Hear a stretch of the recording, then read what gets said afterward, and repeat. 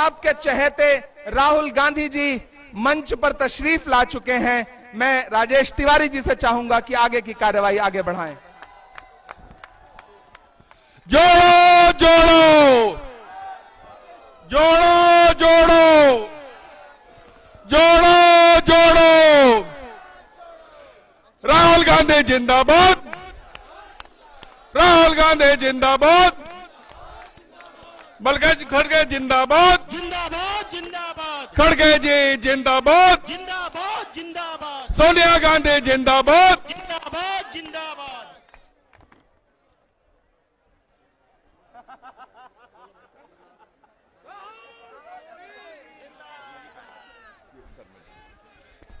अब मैं हमारे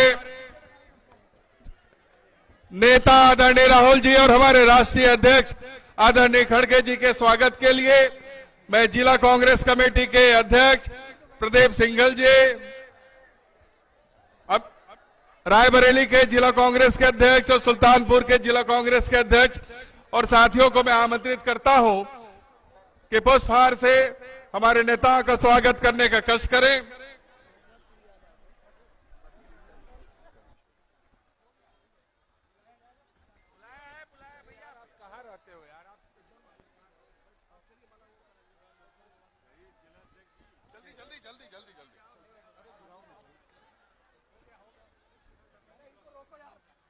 बस बस बाकी सब वहीं रुक जाएं। जोरदार तालियों के स्वागत।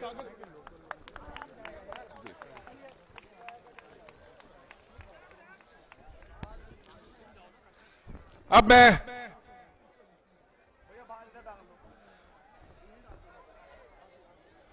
मैं प्रदेश कांग्रेस कमेटी के अध्यक्ष अजय राज जी को मैं आमंत्रित करता हूं हमारे नेताओं के स्वागत और हमारे यहां पे उपस्थित जनसमूह को स्वागत करने के लिए मैं अजय राज जी को सादर आमंत्रित करता हूं।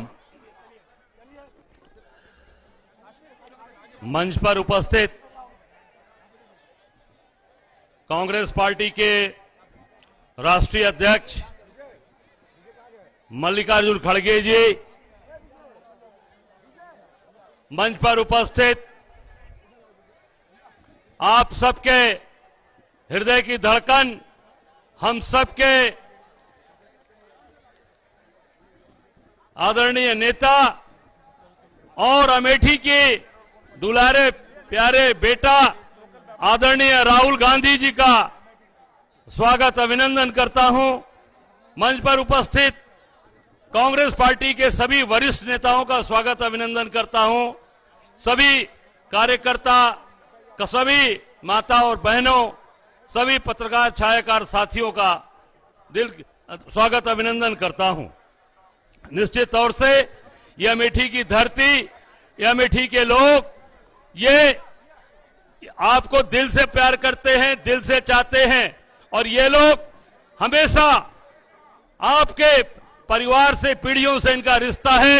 हम लोगों ने जितने दिन काम किया, काम में देखा है कि यहाँ के लोग, यहाँ जितने भी काम हुए हैं, चाहे अस्पताल का काम हो, फैक्ट्री का हो, रोडें हो, सड़कें हो, पुल हो, पुलिया हो, सब आप लोगों के द्वारा बनाया हुआ है। आप लोगों ने लोगों को यहाँ के सम्मान दिया, नौकरी दिया। इतना बड़ा अस्पताल यहाँ पर जो संजय गांधी हॉस्पिटल चल रहा था, उसको बंद कराने के लिए यहाँ की सांसद, यहाँ की सरकार ने पूरी ताकत लगा के उस अस्पताल को बंद कराया, जिससे यहाँ की जनता का बहुत हित हुआ। यहाँ के लोग जो वहां रोज इलाज कराते थे, वो लोग परेशान हुए और पार्टी ने वो धरना प्रदर्शन करके माननीय उच्च न्यायालय का दरवाजा खटखटाकर वो अस्पताल को संचालित कराने का काम किया। वो आपके लोगों के द्वारा वो अस्पताल की स्थापना हुई, चलाया जाता है। आम जनता ये है कि आप स्नेह प्यार बना था और अमेठी की जनता के साथ बना रहे। आपका बहुत बहुत स्वागत और अभिनंदन करता हूं। बहुत बहुत स्वागत, धन्यवाद। अब मैं बहुत ही सम्मान के साथ जिनके पूरे देश में कांग्रेस पार्टी संगठन के माध्यम से भारत जोड़ो यात्रा में निकली है और पूरे देश में जो संगठन के माध्यम से लड़ाई लड़ रही है, ऐसे हमारे लोकप्रिय अखिल भारतीय कांग्रेस कमेटी के अध्यक्ष आदरणीय मल्लिकार्जुन खड़गे साहब को मैं यहाँ पे आमंत्रित करता हूं, इस जन समुदाय को संबोधित करने का कष्ट करें।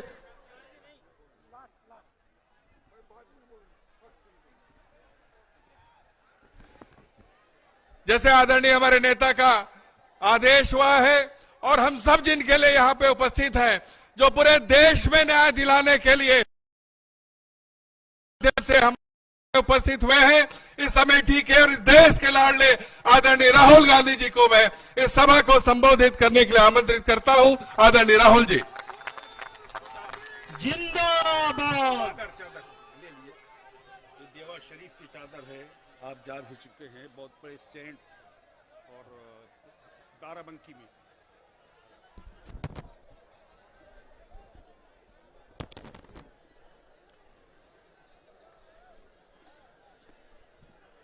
खारगे जी, केसी वेणुगोपाल जी, अविनाश पांडे जी, अजय राय जी, जयराम रमेश जी, मोना मिश्रा जी, प्रमोद तिवारी जी, इमरान प्रतापगढ़ी जी, केएल शर्मा जी, प्रदीप सिंघल जी, पंकज तिवारी जी, स्टेज पे कांग्रेस पार्टी के वरिष्ठ नेता भाइयों और बहनों, प्यारे कार्यकर्ता, नमस्कार।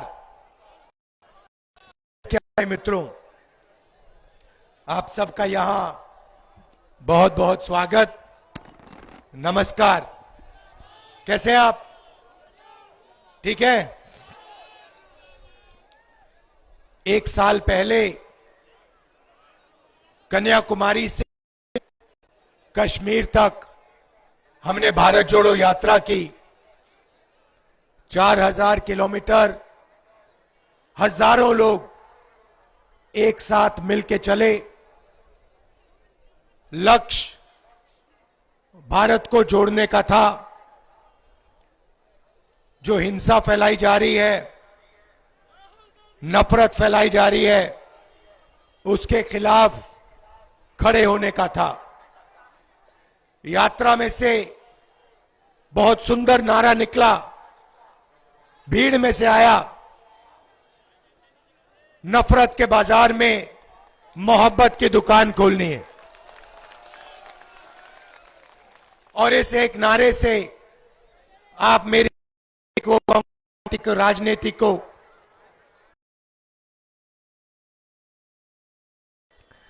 यात्रा पे बहुत सारे लोग हमारे पास आए, किसान आए,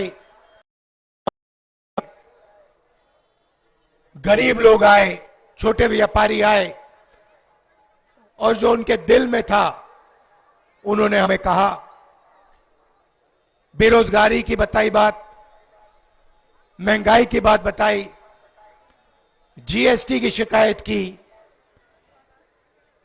दिल खोल के लाखों लोगों ने हमारे सामने अपनी बात रखी।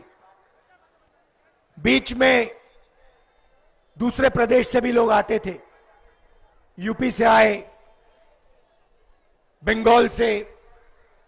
उन्होंने कहा, देखिए आप कन्याकुमारी से कश्मीर तक चल रहे हो, मगर हमारे प्रदेश में तो आप आए नहीं। अमेठी के लोग आए, इन्होंने कहा आपने भारत जोड़ो यात्रा की, मगर आपकी यात्रा अमेठी से नहीं आई, ये कैसी यात्रा है? और उसमें सच्चाई भी है।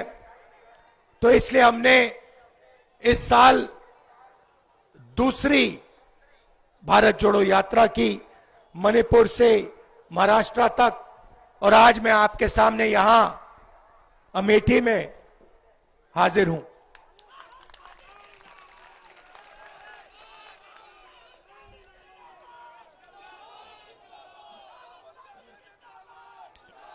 मणिपुर में आग लगी हुई है। मैं आपको मणिपुर के बारे में बताता हूं। वहां पे सरकार ने दो वर्गों के बीच में लड़ाई करा दी।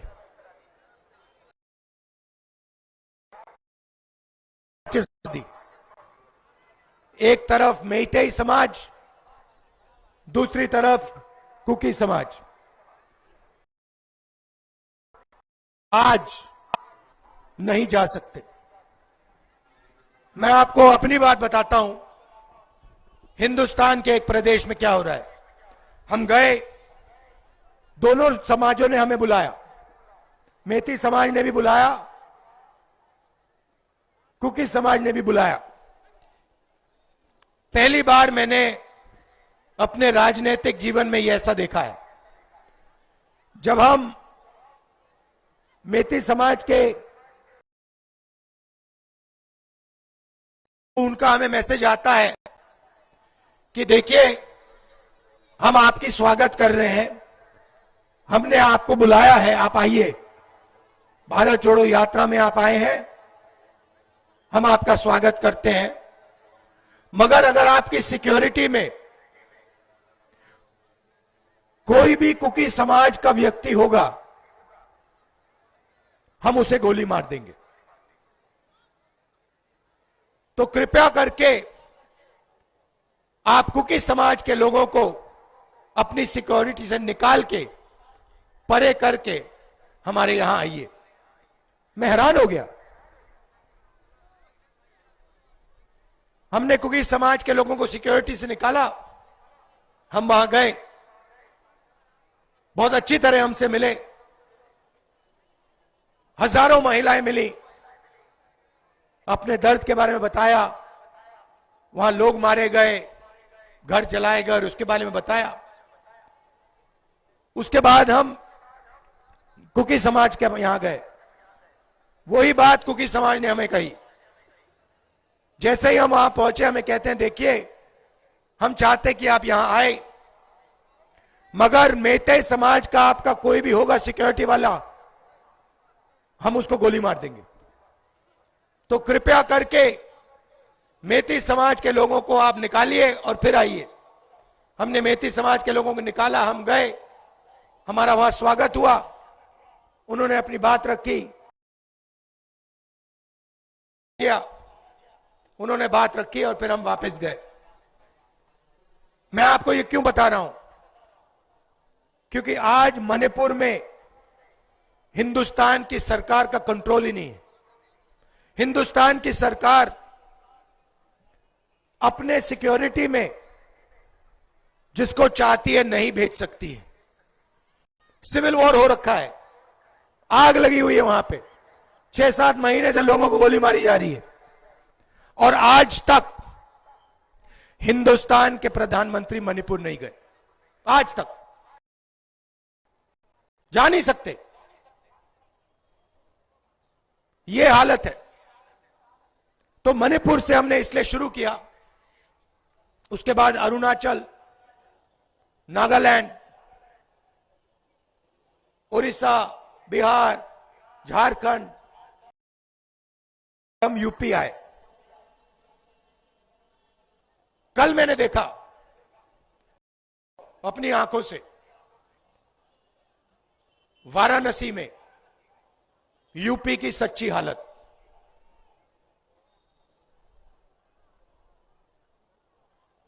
सड़क पे रात को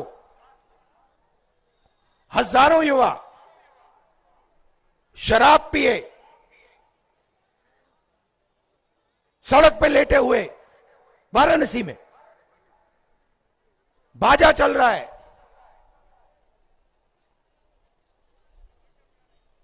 शराब पी पी के पूरा आपके युवा वाराणसी में नाच रहे हैं। और सुबह मेरे पास आते हैं, वो वाले नहीं, दूसरे युवा आते हैं, मेरे सामने ऐसा कागज पकड़, हमारी जिंदगी बर्बाद हो गई, पेपर लीक हो गया।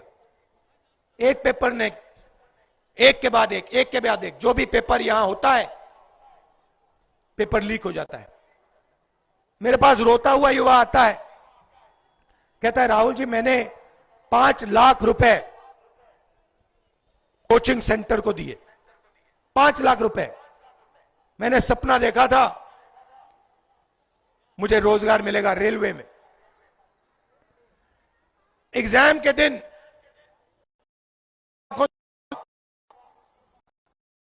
जिस चीज के लिए मैंने सालों तैयारी की, वही पेपर, शांत रहिए, शांत रहिए, वही पेपर एग्जाम हॉल के सामने, एग्जाम हॉल से पहले युवाओं के मोबाइल फोन पे, उनको पहले से पेपर मालूम है, 100% नंबर ले जाएंगे। पढ़ाई 1 मिनट नहीं की, मगर जेब में पैसा है, इसलिए सरकारी रोजगार मिल जाएगा। एक तरफ नशा और दूसरी तरफ जो बेचारा रोजगार करना चाहता है, काम करना चाहता है, उसके लिए पेपर लीक। 40 साल से सबसे ज्यादा बेरोजगारी आज उत्तर प्रदेश में है, 40 साल से ज्यादा। यहां पे किसी को रोजगार नहीं मिलेगा, नहीं मिल सकता। सच्चाई है, अच्छी लगे ना लगे, सच्चाई है आपकी।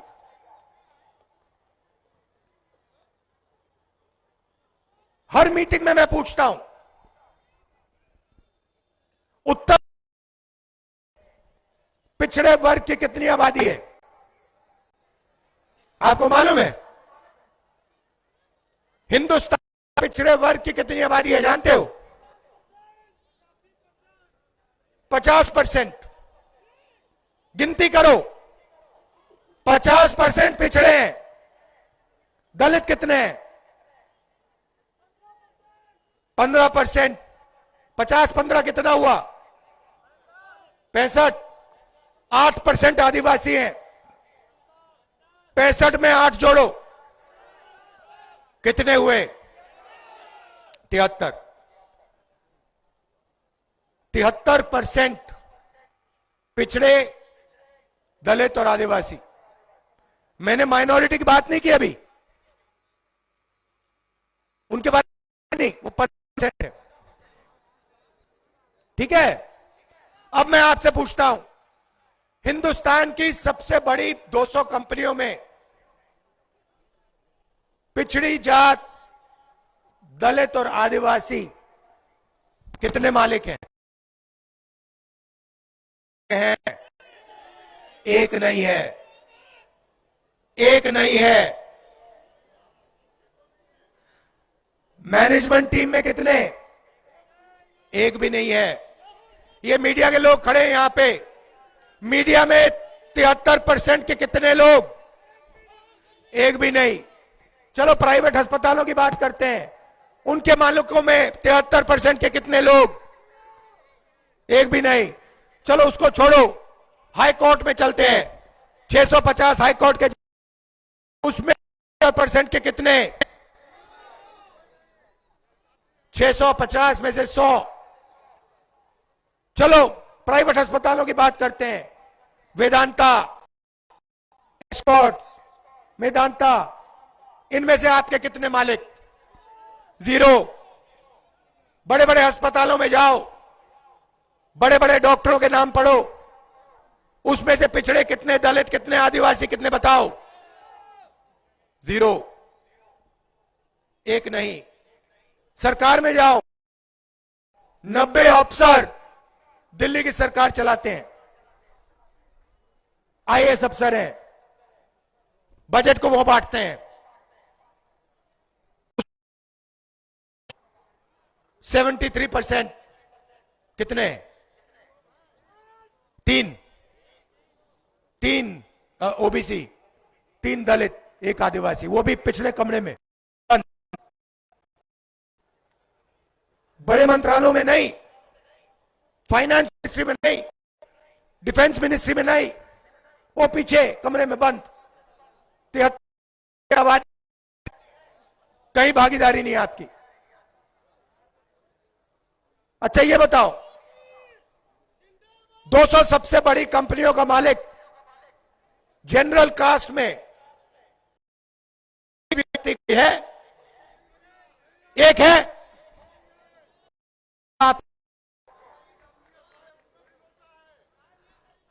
आपके नाम पता है कहां है? मैं आपको बताता हूं।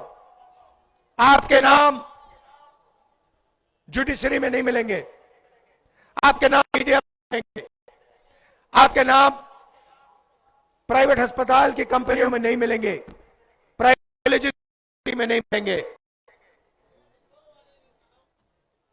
बड़ी बड़े ब्यूरोक्रेट्स हैं, कमाते हैं, वहां आपके लोग नहीं मिलेंगे। आपके लोग मजदूरों की लिस्ट निकालो, मनरेगा की लिस्ट निकालो और दिल भर के अपने नाम वहां पे पढ़ लो, जितना पढ़ना है पढ़ लो। आप मनरेगा में देख लो, बेरोजगार लोगों की लिस्ट निकालो, उसमें देखो, मनरेगा मजदूरों की लिस्ट देखो, उसमें आपके सब लोग मिलेंगे। 73% सबके सब वो भविष्य है।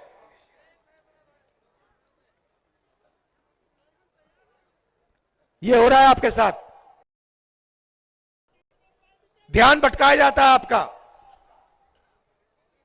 कभी आपसे कहेंगे देखो भैया पाकिस्तान में क्या हो रहा है, भैया चाइना आ गया। कभी कहेंगे उधर देखो भैया अमिताभ बच्चन नाच रहा है, वो देखो भैया उसके साथ ऐश्वर्या राय नाच रही है। आप लोग इधर उधर देखोगे, ओ हाँ भैया वहां पे पाकिस्तान में बड़ा प्रॉब्लम, ओ भैया देखो चाइना में ये हो रहा है, ओ देखो भैया ऐश्वर्या राय नाच गई। मीडिया में आपको यही दिखेगा। 73% की मीडिया में बात नहीं होगी, मजदूरों की बात नहीं होगी, किसानों की बात नहीं होगी। और 24 आज का युवा नशे में,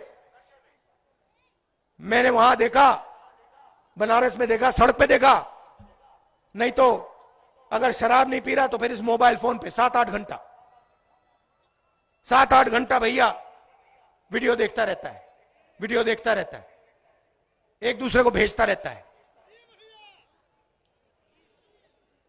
भाई अंबानी का बेटा वीडियो नहीं देखता, अदानी का बेटा वीडियो नहीं देखता, अदानी का बेटा धन गिनता है, आप लोग वीडियो देखते हो। अब हिंदुस्तान के क्रिकेट को चला रहा है, उसने भैया क्रिकेट शॉट मारी कभी जिंदगी में? उसको बैट पकड़ना नहीं आता, वो क्रिकेट चला रहा है। यह सच्चाई है। तो मैंने कहा कि देखिए क्रांतिकारी कदम, सबकी गिनती करनी है।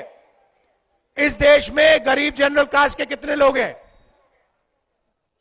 उनके हाथों में कितना धन है, इस देश में पिछड़े लोग कितने हैं, कौन सी जात है, उनके पास कितना धन है, आदिवासियों के पास कितना धन है, दलितों के पास कितना धन है, मतलब जाति जनगणना। जैसे किसी को चोट लगती है, पहला काम, आज हमारा सिक्योरिटी वाला बेचारा गाड़ी के नीचे आ गया, उसका पैर नीचे आ गया, हमने पहला काम किया भैया जाके एक्सरे कराओ। पहला काम एक्सरे, मतलब जाति जनगणना। 2% के हाथ में देश का, आपको पता ही नहीं लग रहा। एयरपोर्ट छीन लिया आपके,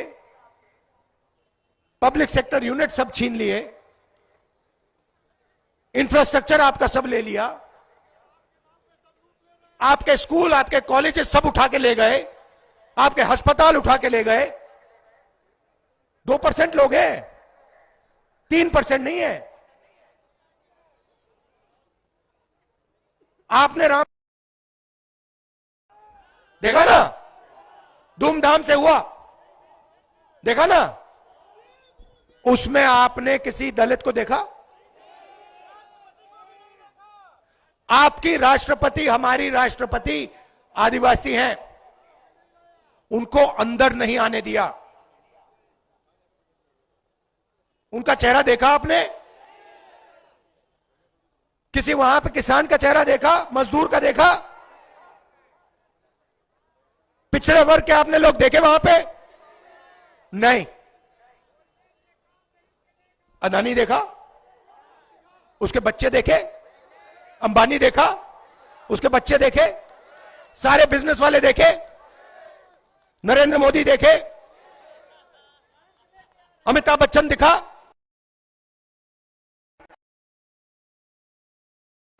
इनका हिंदुस्तान है, तुम्हारा है ही नहीं, तुम्हारा है ही नहीं, तुम बात नहीं समझे, सोए तुम्हारा हिंदुस्तान है ही नहीं। तुम्हारा काम भारत माता की जय, तुम्हारा काम जय श्री राम, उनका काम पैसे गिनने का, उनका काम प्राइवेट हवाई जहाज में उड़ने का, उनका काम मजे लेने का, आपका काम इधर उधर देखने का। उधर देखो भैया पाकिस्तान में क्या हो गया, ओ भैया उधर देखो अमिताभ बच्चन ने नया डांस मारा, ओ देखो भैया ओ प्रियंका चोपड़ा नाच रही है। करते जाओ भैया, करते जाओ, जितना करना है करो, मजे लो, भूखे मर जाओगे सब, भूखे मर जाओगे, सबका टाइम आएगा, कोई नहीं बचेगा, सब भूखे मर जाओगे। नहीं, किसान दिल्ली जा रहे हैं, देखा आपने? वहां पे जैसे युद्ध में ना टैंक को रोकने के लिए दीवार बनती है ना, बड़े बड़े वो बनते हैं लोहे के, वो नरेंद्र मोदी ने लगा रखे हैं। आप फोटो देखी, किसान पुलिस वालों को खाना खिला रहे हैं, किसान पुलिस वालों को खाना खिला रहे हैं, और पुलिस वाले, ये है हिंदुस्तान। आप देखो किसान, समझो पहले नरेंद्र मोदी जी ने 3 कानून बनाए, उनके जेब में से माल छीनने की कोशिश की। किसान मांग क्या रहा है? किसान कह रहा है हमें एमएसपी दो। इसमें क्या बड़ी बात है? वो 14 लाख करोड़ रुपया 15-20 अरबपतियों को माफ कर देते हैं, और किसान को धान एमएसपी, बड़ी बात है इसमें। हमने मैनिफेस्टो में लिख दिया है, कांग्रेस पार्टी लीगल गारंटी किसान को एमएसपी देगी,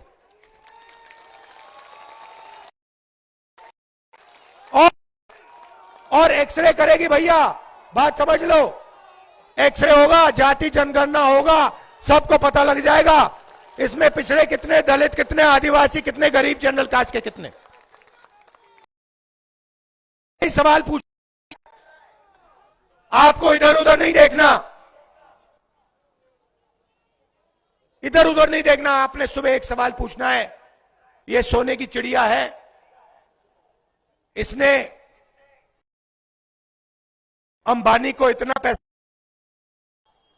अदानी को इतना पैसा दिया, आज सुबह इसने मुझे कितना दिया, यही सवाल पूछना आपको, और कोई सवाल ही नहीं है।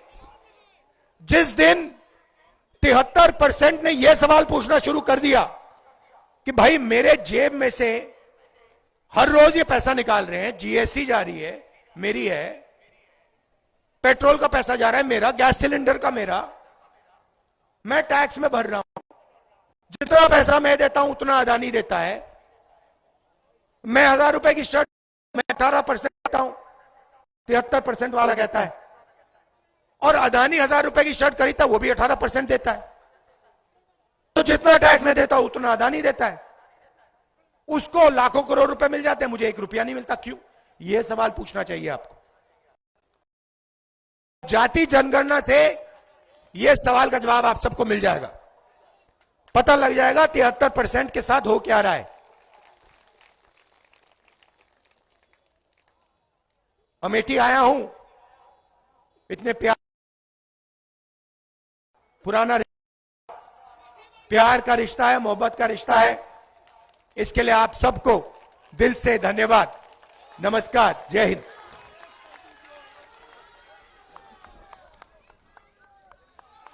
अब मैं बहुत ही सम्मान के साथ हमारे अखिल भारतीय कांग्रेस कमेटी के अध्यक्ष आदरणीय खड़गे साहब को यहां पे आमंत्रित करता हूं, हम सबको संबोधित करने के लिए। आदरणीय खड़गे साहब जोरदार तालियों के साथ उनका स्वागत करें, अभिनंदन करें।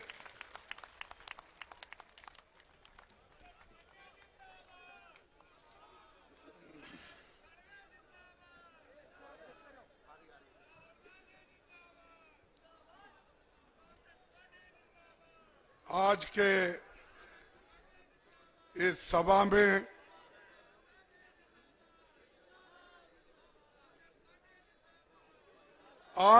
सभा में जो भारत जोड़ो न्याय यात्रा के हमारे पूर्व अध्यक्ष,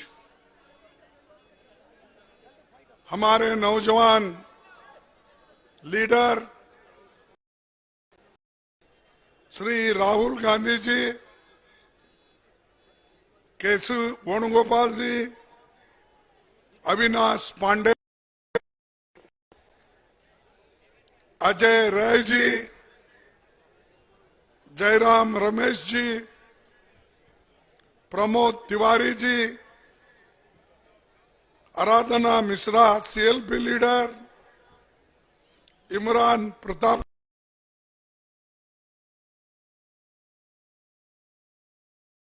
जी, प्रदीप सिंह और पंकज और सारे हमारे कांग्रेस नेतागण जो यहाँ बैठे हैं, खासकर जो हमारे पास भारत ले रहे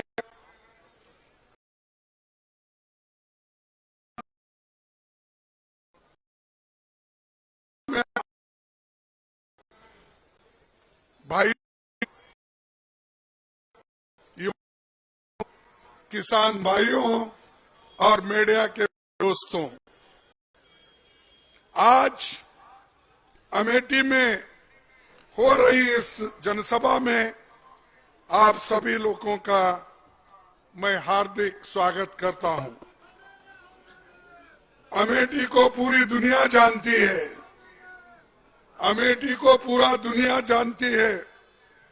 हर देशवासी को अमेठी पर गर्व है, क्योंकि ये हम सबके प्यारे पूर्व प्रधानमंत्री स्वर्गीय राजीव गांधी जी, पूर्व अध्यक्ष सोनिया गांधी जी और राहुल गांधी जी की सेवा साधना की ये धरती है।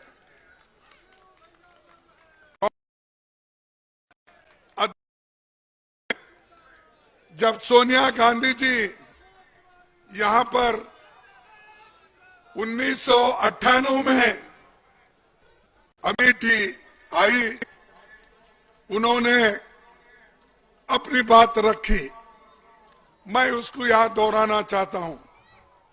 मेरे मन में अमेठी के लोगों के प्रति अटूट प्रेम और आदर है।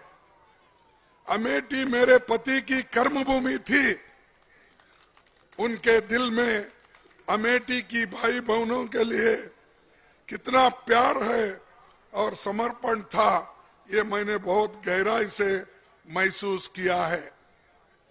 आपने हर हालत में हमारा साथ दिया है, ये हम कभी नहीं भूल सकते। ये जो बात है सोनिया गांधी जी के बात है, उन्होंने अमेठी के लोगों को 1998 में कहा था, और आज वही बात फिर राहुल गांधी जी ने दोहराया, आपके साथ उनका गहरा संबंध है, प्रेम आप सबको जानते हैं और हम आपके साथ हमेशा के लिए रहे हैं, आज भी रहेंगे, कल भी रहेंगे, हमेशा के लिए आपके साथ रहेंगे।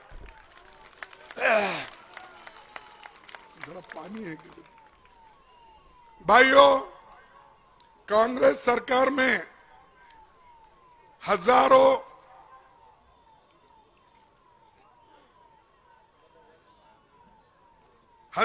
करोड़ के प्रोजेक्ट्स यहां पर आए, अप्रूव हुए, लेकिन ज्यादातर प्रोजेक्ट्स अटके रहे। वो मोदी शुरू में आके ये भाषण देते थे, अरे कांग्रेस में हमेशा अटकता है, झटकता है, पटकता है, ये कहते थे। मैं पूछता हूं, आज जो प्रोजेक्ट्स यूपीए सरकार में सोनिया गांधी के पीरियड में जो थे, वो प्रोजेक्ट्स आज क्यों नहीं हो रहे? वो काम क्यों चालू नहीं हो रहे? क्योंकि यूपी के लोगों में खास अमेठी पर और रायबरेली पे वो काम नहीं करना चाहते हैं। ये एक दुश्मनी निकालने की साजिश कर रहे हैं। अरे भाई, लोग तो सभी आप ही के हैं।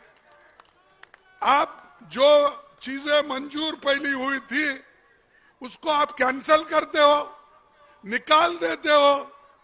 अरे एक आदमी आपको वोट देता है, दूसरा हमको दिया होगा, लेकिन तुम लोगों में भेदभाव करके गवर्नमेंट के प्रोजेक्ट को रोकना और उसको हर चीज से तंग और तबाह करना और आड़े टांग डालकर आज अमेठी को मिलने वाला, रायबरेली को मिलने वाला सभी प्रोजेक्ट्स को आपने खत्म किया है। बातें बहुत बोलते हैं बीजेपी के लोग, खासकर जब कभी बात आती है। मैं ये कहूंगा कि मेगा फूड पार्क का एक प्रोजेक्ट था जिससे किसानों के लाखों लोगों का उसका फायदा होता था, लेकिन उसके बारे में उन्होंने रोक डाला। उसके बाद में सेल का प्रोजेक्ट जगदीशपुर में, उसको रोक डाला। पावर प्लांट, इसको भी रोक डाला। रेल लाइन, वो भी, उसमें भी रोक डाली। हाईवेज, उसमें भी रोक डाली। अरे भाई, दूसरों को करते थे आप, अब पहले कहते थे। कांग्रेस बोले तो अटकना, झटकना, पटकना बोलते थे। तुम क्या कर रहे मोदी जी? और आपके शिष्य आकर यहां क्या कर रहे हैं? वही अटकाने का काम कर रहे हैं। याद रखो, अगर ऐसा ही आप करते गए, जनता एक दिन आपको पटकेगी। तुम हमको पटकाने की कोशिश कर रहे हो, हमको झटका देने की कोशिश कर रहे हैं, वही एक दिन आपको भी आएगा। झटकना, पटकना, लटकना, ये आपको भी आएगा। तो भाइयों, मैं आपसे यही कहूंगा, जो एक डेवलपमेंट का दौर था वो कांग्रेस का था, यूपीए सरकार का था। इससे पहले इंदिरा गांधी जी ने, राजीव गांधी जी ने, जवाहरलाल नेहरू जी ने, लाल बहादुर शास्त्री जी ने जो देश को एक आज मदद दी थी, वो नहीं मिली।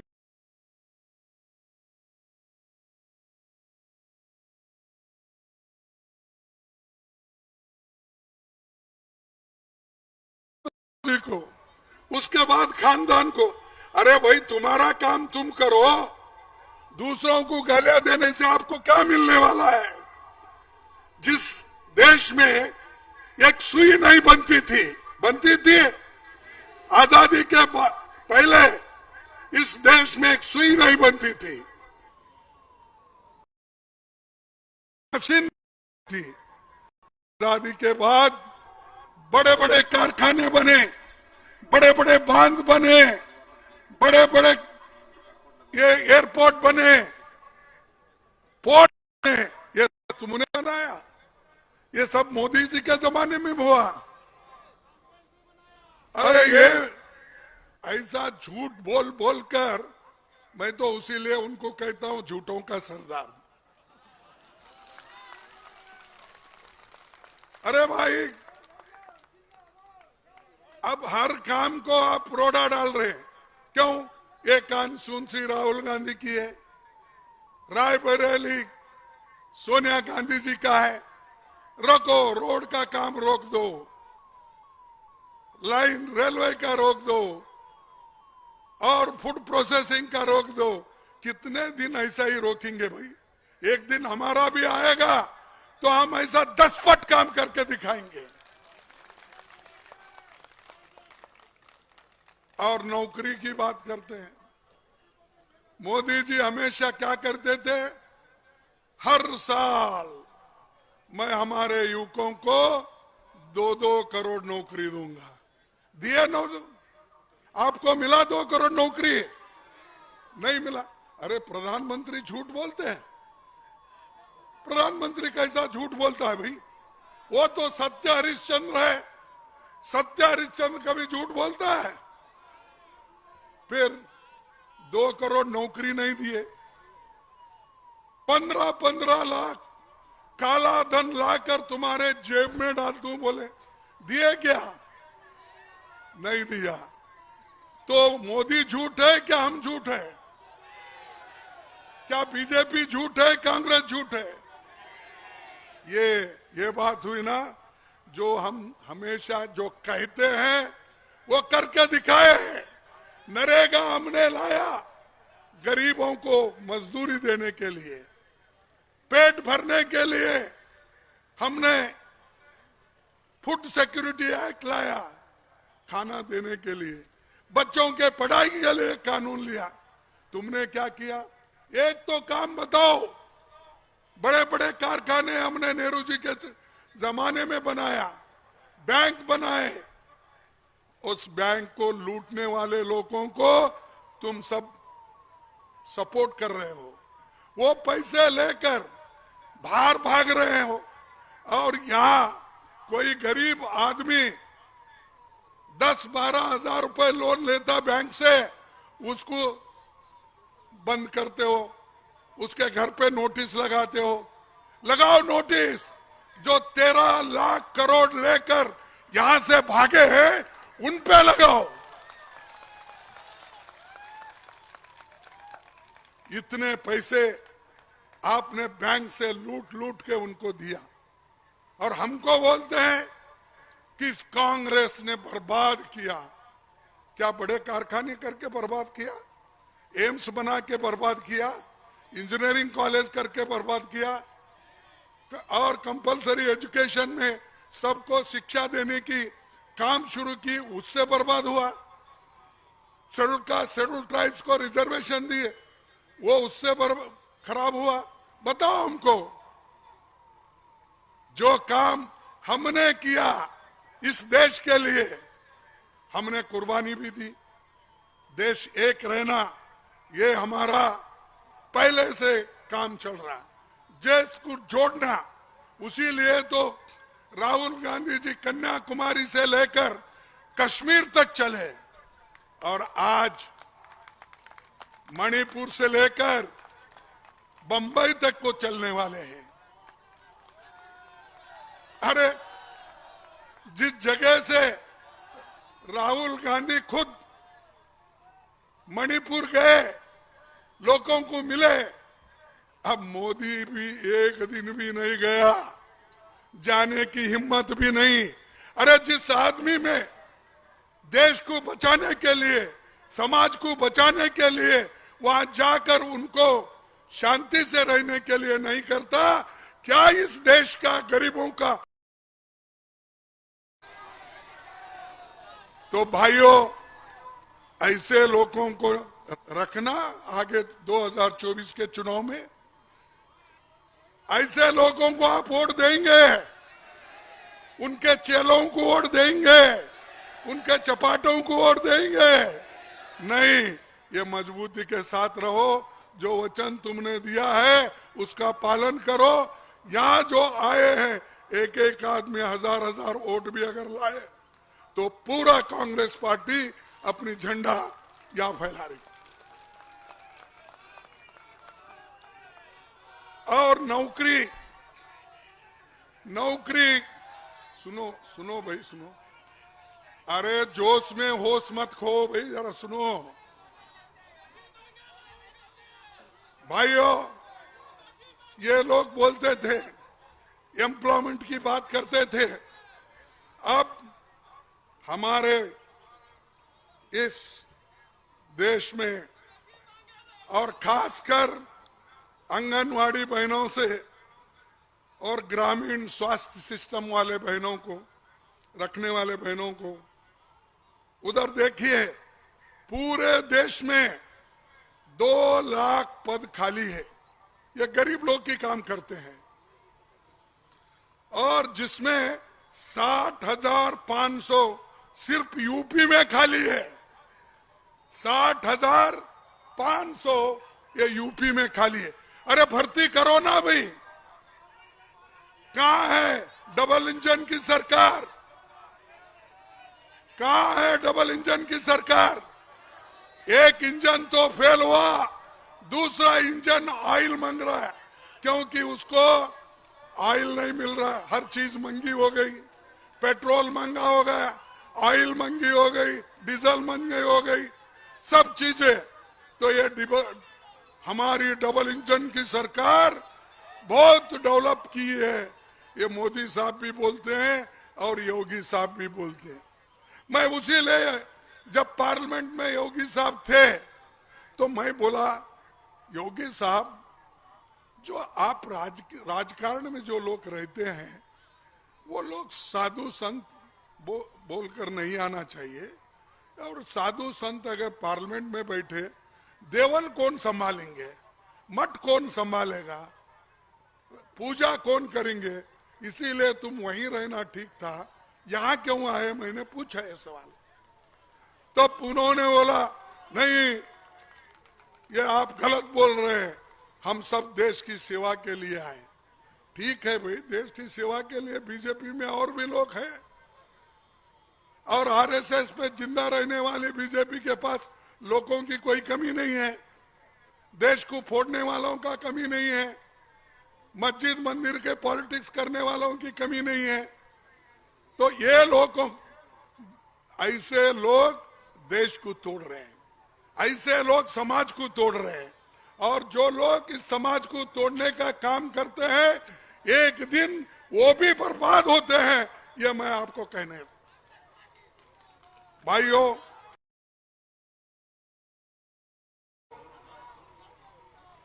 दस साल ये सरकार में है। सरकारी नौकरी में कितने जगह खाली है? 30 लाख वैकेंसीज है। 30 लाख रेलवे में, पोस्ट में, सेंट्रल स्कूल्स में, केंद्रीय विद्यालय में, एकलव्य स्कूल में 30 लाख।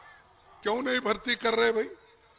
इसीलिए भर्ती नहीं कर रहे, उसमें सब रिजर्वेशन के एससी, एसटी, ओबीसी के लोग आते हैं। 15 लाख लोगों को, शेड्यूल कास्ट के लोगों को नौकरी मिलती है, शेड्यूल ट्राइब को मिलती है, बैकवर्ड को मिलती है। इसीलिए ये भर्ती नहीं करना चाहते हैं। अगर भर्ती हो गया, वो अभिमान से, स्वाभिमान से जी सकते हैं एक परमानेंट नौकरी लेकर, लेकिन वो नहीं चाहते क्योंकि ये गुलामी में ही रहना चाहिए और गुलाम बन के ही रहना चाहिए।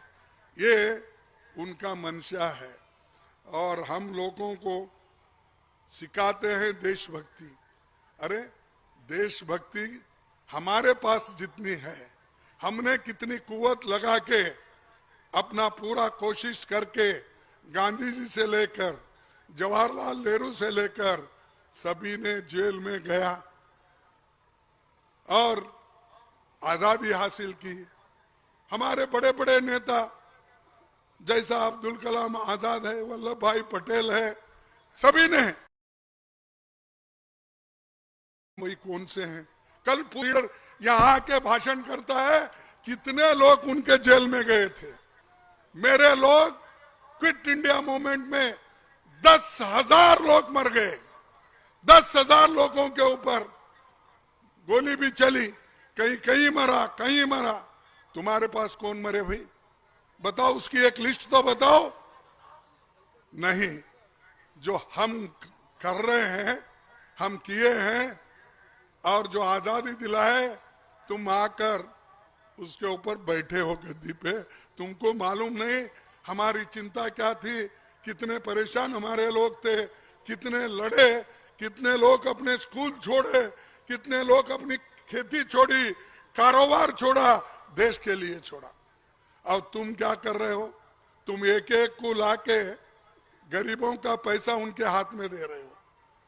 जैसा कि राहुल जी ने अभी कहा, देश में चंद लोग ही ऐसे हैं कि उंगली पे गिने उतने लोग अमीर हो रहे हैं और गरीब गरीब हो रहा है। आप महसूस नहीं कर रहे कि इतने गरीब हो रहे हैं, पूछो मत। गरीब आज इतना इन्फ्लेशन से यानी महंगाई से परेशान है, एम्प्लॉयमेंट नहीं है, बच्चों के पढ़ाई के लिए पैसे नहीं है,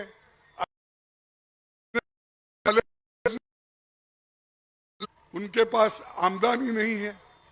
तो इसलिए भाइयों, मैं यही कहना, आज जो बीजेपी अपना ढोल बजाती है और पीठ थपा लेती है।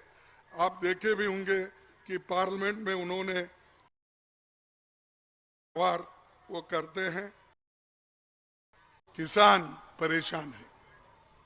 जो किसान 14 महीने पहले स्ट्रगल किया, संघर्ष किया, वही फिर अब आज कर रहा है।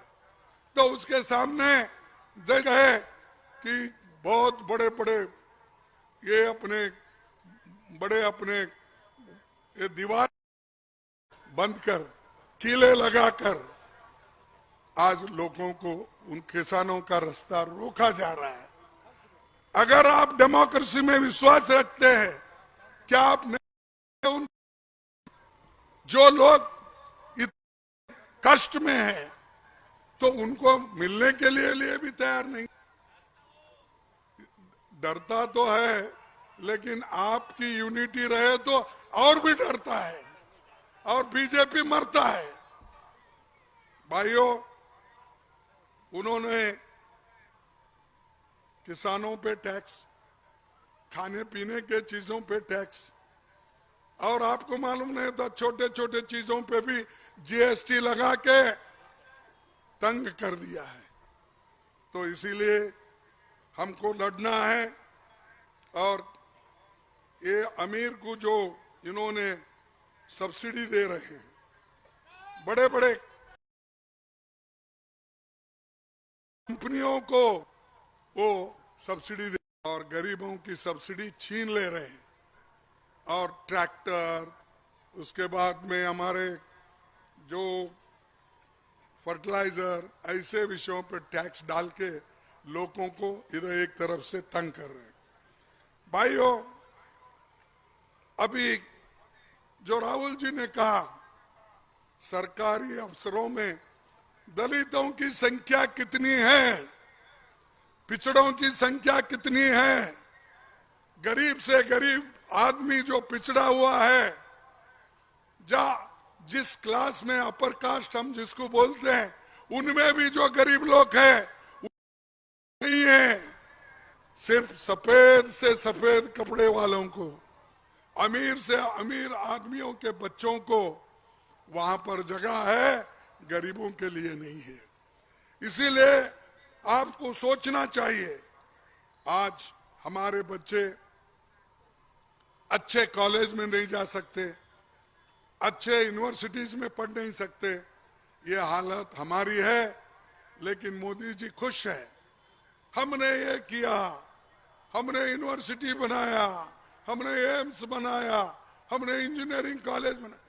कहा भाई, तुमसे पहले तो हमने बनाया, तुम भी हमारे कॉलेज में पढ़ के ही इतने बड़े हो गए, तुम कहां थे पहले? क्योंकि अब मोदी साहब किनके स्कूल में पढ़े, किनके कॉलेज में पढ़े, उसके पहले तो बीजेपी वाले नहीं थे।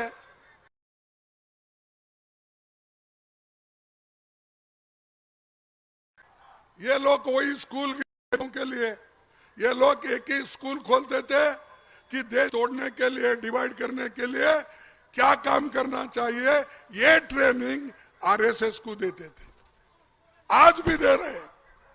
तो ऐसे जिस स्कूल में आप पढ़े, कार्यकर्ताओं की एक मीटिंग में उन्होंने नाम लिया, मेरा नाम लेके बोला, खड़गे साहब बोले हैं पार्लियामेंट में अब की बार 400 पार बोले।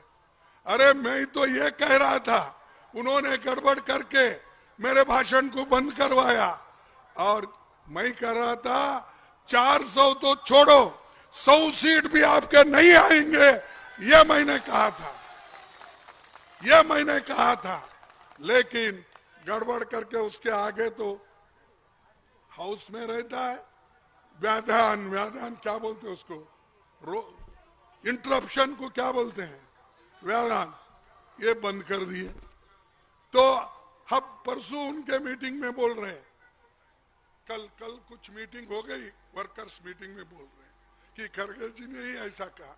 अरे खड़गे जी ने ये कहने को तैयार है, तुम देश जितना जल्दी छोड़ेंगे, सत्ता कितनी जल्दी आपकी चले जाएगी, उतना देश के लिए अच्छा होगा, यह मेरा कहना है।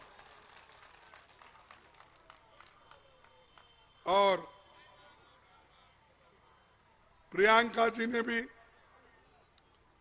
यूपी के सभी बेटियों को न्याय दिलाने के लिए सड़कों पर आई और उन्होंने एक स्लोगन दिया, मैं लड़की हूं, लड़ सकती हूं, ये उनका स्लोगन था। और नारे के साथ उन्होंने यूपी की बच्चों को अपने ताकत को पहचान की प्रेरणा दी।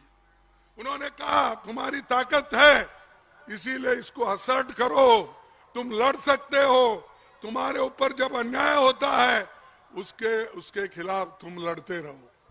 और उन्होंने ये भी खुद भी लड़ा, वो चाहे वो हाथरस का हो, उन्नाव के हो बेटियों का, या आईआईटी या बीएचयू की छात्रा हो, हर जगह कांग्रेस पार्टी और प्रियंका गांधी जी ने लोगों को उत्साहित किया लड़ने के लिए और उनको बताया तुम्हारी जो ताकत है वो जरूर जनता को बताना, ये उन्होंने कहा। ये हमारे लोग हैं, लड़ते हैं दूसरों के लिए, कुर्बानी देते हैं देश के लिए। अरे तुम वो भी नहीं, ये भी नहीं, सिर्फ गालियां देने का इनको एक नया स्कूल देना चाहिए ट्रेनिंग का, कि कांग्रेस को कैसे गालियां देना, कहां देना, किस वक्त देना, ये तो एक ट्रेनिंग देना चाहिए। और एक प्राइस भी रखना उसके लिए कि भाई बहुत अच्छा गालियां दे रहे हैं आप कांग्रेस को, तो ये प्राइज आप ले लो। नोबेल प्राइज तो नहीं दे सकते, गालियां देने के लिए ही एक प्राइज बनाओ। आप सब लोग चंदा इकट्ठा करो, मैं एक तैयार करता हूं उनको देने के लिए। भाइयों, ये जो, और हम ये बात रखने की कोशिश करते हैं, कहां पर? संसद में हमारे माइक एकदम बंद होते हैं। मैं तो जब उठता हूं नीचे, एकदम ऐसा खुच्ची से उठा, उठने के बाद सर बोलते ही मेरे माइक बंद होता है। 146 सांसदों को सस्पेंड किया, हमारे डिप्टी लीडर भी यही है, मालूम है 146 लोगों को सस्पेंड किया। क्या कसूर था उनका? वो ये पूछ रहे थे कि भाई इस कानून में जो चर्चा करना है उसको सदन के सामने ट्रांसपेरेंट तरीके से आप चर्चा करना चाहिए, लेकिन उन्होंने करने नहीं दिया। 146 लोगों को सदन के बाहर डाल दिया। कोई घर में था, कोई अपने गांव में था, कोई कुछ बोला भी नहीं, उनको भी सस्पेंड किया। ये क्या की डेमोक्रेसी है? ये कौन सा है? क्या आप डिक्टेटर हो? खैर डिक्टेटर तो बनना चाहते हो, उसीलिए मैं कहूंगा इस बार अगर मोदी चुन के आया तो इस देश में डेमोक्रेसी नहीं रहेगी। ये मेरा कहना है, क्योंकि अभी उन्होंने हर डेमोक्रेटिक इंस्टीट्यूट को, ऑटोनोमस बॉडीज को खत्म किया है। सिर्फ 2 हथियार उन्होंने रख लिया, एक ईडी, एक इनकम टैक्स। अरे वो हथियार हमारे कांग्रेस पार्टी के ऊपर भी चला रहा है। मेरे पूरे अकाउंट बंद हो गए। मेरा जो पैसा था पार्टी का, वो अकाउंट उन्होंने बंद करवाया बैंक को बोल के। क्यों? हजारों करोड़ रुपए आपने बड़े बड़े कॉरपोरेट लोगों से लिए, वो चलता है, लेकिन हमारे पास 100-150 करोड़ है तो उसका अकाउंट बंद कर देते हो। ये डेमोक्रेसी है, ये लोकतंत्र है, ये प्रजातंत्र है। अरे संविधान के तहत चलो। इस संविधान को डॉक्टर बाबा साहब अम्बेडकर ने बनाया है और इस संविधान चले गया, तुमको कुछ नहीं मिलने वाला। चाहे किसी जाति के लोग हो, महिलाओं को अगर हक मिला वो संविधान के बाद ही मिला। संविधान के पहले हक था किसी को? यहां बैठे हुए लोगों को जवाहरलाल नेहरू जी ने लोकतंत्र इस यहां पर स्थापित किया और बाबा साहब अम्बेडकर ने इस देश की संविधान को बनाया। गरीब, पिछड़े, दलित, शोषित, इनको सब हक मिला, माइनॉरिटी सबको। तो उसको भी खत्म करने का, संविधान बदलने का उनका मंशा है। इसीलिए आपको सोचना होगा, इसके हिफाजत के लिए आप जान भी देने के लिए तैयार होना चाहिए। अगर आप ही नहीं बचते, आपके पीढ़ी नहीं बचती, उनको अगर आजादी नहीं है, फिर हम सब रोक रहे के क्या काम किए? जो आजादी हमको मिली है उसको भी बचाना, लोकतंत्र को बचाना और संविधान को भी बचाना। तो भाइयों, मैं आपको यही कहूंगा, और यहां तक कि उन्होंने सिर्फ हमारे को ही सताया नहीं, राहुल जी के मेंबरशिप को रद्द कर दिया। राहुल जी का जो पार्लियामेंट मेंबरशिप था उसको भी रद्द किया। खैर हम कोर्ट में गए, वो बात हो रही। ये ऐसी चीजें करते हैं, शायद ही दुनिया के किसी लोकतंत्र में नहीं होता। लड़ते हैं, उसूलों के लड़ते हैं, आइडियोलॉजी पे लड़ते हैं। तुम्हारी कौन सी है? राहुल जी के सदस्यता को बंद करना? यहां पर औरतों पे अत्याचार होता है। यूपी में कहां है डबल इंजन सरकार? कहां सो रही है? और बात बहुत करते हैं। तो इसीलिए मैं कभी कभी कहता हूं, मुख में राम बगल में छुरी। ये मत रखो, आप हमेशा जैसा बोलते हो वैसा चलते रहो, लेकिन बगल में छुरी लेके राम राम बोले तो भगवान भी तुम्हारे को माफ नहीं करेगा।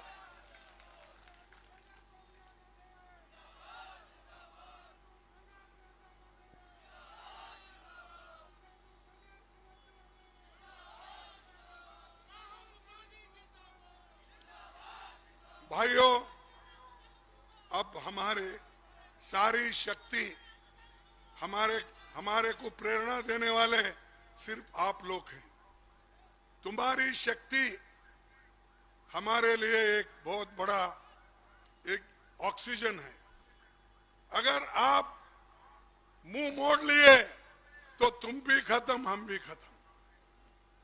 सिर्फ वो अकेला फिरते रहेगा। मोदी जी वो बोलते रहेंगे, कभी यूए में, कभी अमेरिका में, कई लंदन में, कई कोरिया में, कई जापान में। मैं समझता हूं जितना प्राइम मिनिस्टर बन के उन्होंने दुनिया के चक्कर लगा देशों के, कोई प्राइम मिनिस्टर नहीं गया। और हासिल क्या हुआ वहां से? कोई बड़े कारखाने आए नहीं, सिर्फ लाए, कहीं गए, पाकिस्तान गए, किसी के गले लगा लिए, और चाइना के आदमी को बुलाए प्राइम मिनिस्टर को, उसको झूले पे बिठाए, यही काम करते गए और वो लोग इनके खिलाफ होते गए। चाइना हमारा जगह कब्जा कर लिया है, तो आप वो पहले छुड़ाओ भाई, वो जमीन छुड़ाओ, फिर बाद में झूले में बैठो। इधर झूले में बैठते हो लेकिन हमारी जमीन खिसकती जा रही है। तो ये मोदी जी की कला है।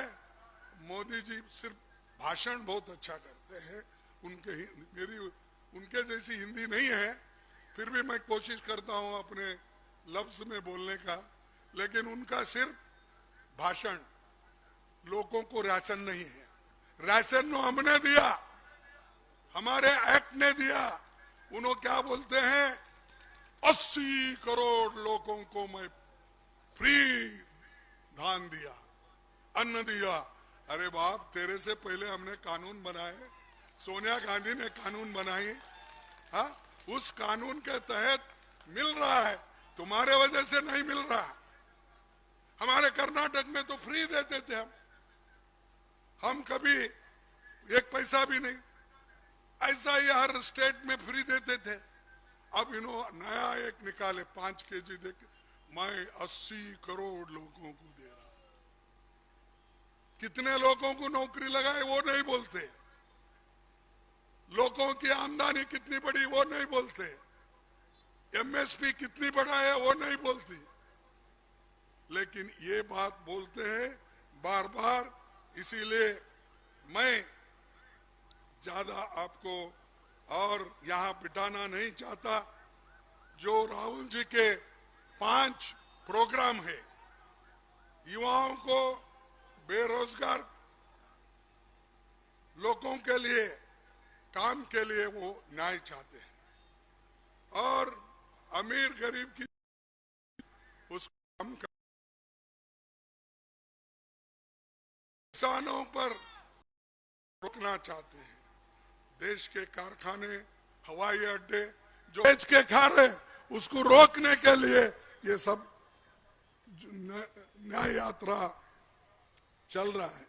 और समाज में जो नफरत फैल रहा है उसका उन्होंने जोरदार अपने भाषण में भी कहा। और ये 400-500 बोल रहे, लेकिन सत्ता, अब वो बोल रहे 400 पार ना, अब की बार सत्ता से पार, तो इसीलिए पार। तो इसीलिए मैं कहूंगा, और इससे ज्यादा न कहते हुए मैं एक आखिरी, अरे बैठो भाई, 1 मिनट पानी की नहीं पियो। मैं आखिरी एक बात कह के मेरा भाषण समाप्त करता हूं। अगर तलाश करे कोई मिल ही जाएगा। अगर तलाश करे कोई मिल ही जाएगा, मगर तुम्हारी तरह कौन हमको चाहेगा। अगर तलाश करे कोई मिल ही जाएगा, अगर तुम्हारी तरह कौन हमको चाहेगा। यही अमेठी के लोग बोलते हैं, यही अमेठी के लोग बोलते हैं, यही अमेठी के लोग बोलते हैं। तो इसलिए भाइयों, आपके चाहते यहाँ है, और कोई तो मिलता, कोई तो एमपी होता, कोई तो कुछ करता, लेकिन ऐसा आदमी, ऐसा इंसान कौन मिलेगा, कहाँ मिलेगा। तो ये इतना कह के मैं अपने बात को खत्म करता हूं और मैं 3 स्लोगन लगाऊंगा। 3, अरे जरा चुप बैठो, 3 स्लोगन लगाऊंगा। जय हिंद, जय हिंद, जय हिंद, जय कांग्रेस, जय कांग्रेस, जय कांग्रेस। आखिरी में कहूंगा जय भीम, जय भीम। ये मैं इसलिए कह रहा हूं, जो संविधान बनाया है उस व्यक्ति को इस देश में अपमान नहीं होना, वो संविधान सुरक्षित रहना, इसलिए मैं ये बात कह रहा हूं। आपको सबको नमस्कार, धन्यवाद। अब मैं सेवा दल के साथी को स्मृति